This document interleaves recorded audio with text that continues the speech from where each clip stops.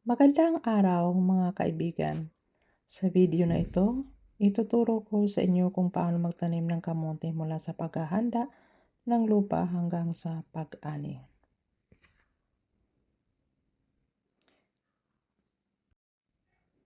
Kung ikaw ay beginner o gusto mo lang magtanim sa bakuran, swak na swak ito para sa inyo. Tara, simulan na natin. Yan po ay pinutol-putol ko na yung ating kamote. Yan. Ganyan ang pagtanim ng kamote. Kamote cuttings o bagging, ayan, matabang lupa yan para sa ano natin. Bungkal-bungkal muna tayo. Una hakbang ay bungkalin ang lupa para lumambot ito. So, mas maganda kung gagawa tayo ng tudling o nakaangat na taniman para hindi mabanlian ang tubig kapag umuulan. So, ganyan lang yan ang pagtanim ng ating kamote. Napakasimple lang.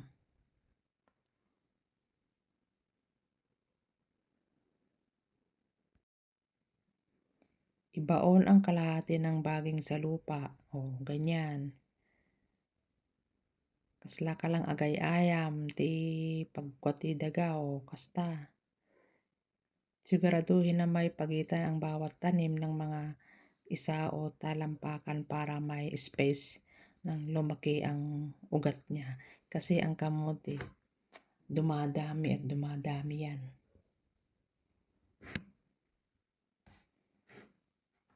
Sa unang linggo, mahalagang panatilihing moist ang lupa. Moist ang lupa. Diligan sa 2 hanggang 3 beses kada linggo o depende sa panahon. Kasi ang kamote kailangan din diligan yan, hindi lang sa pagtatanim ng tinanim mo na tapos hindi mo didiligan, hindi. Hindi ganun, kailangan diligin mo rin yan. Tanggalin din ang mga damo sa paligid para hindi maagawan ng sustansya ng tanim.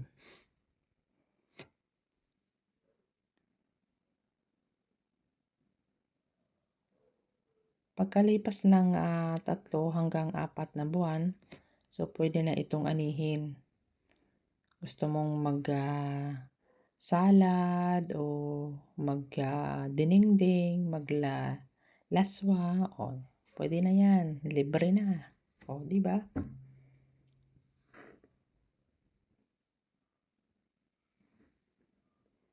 So, yung kamote na yan, talaga namang fresh na fresh at green na ang kanyang dahon.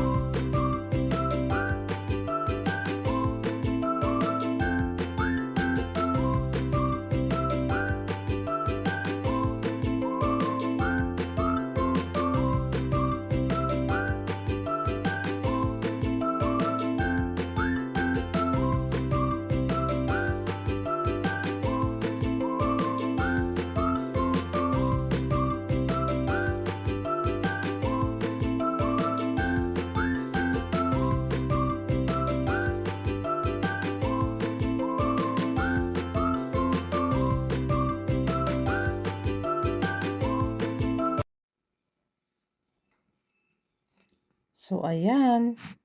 Madali na tayong matapos sa ating pagtatanim ng ating kamote.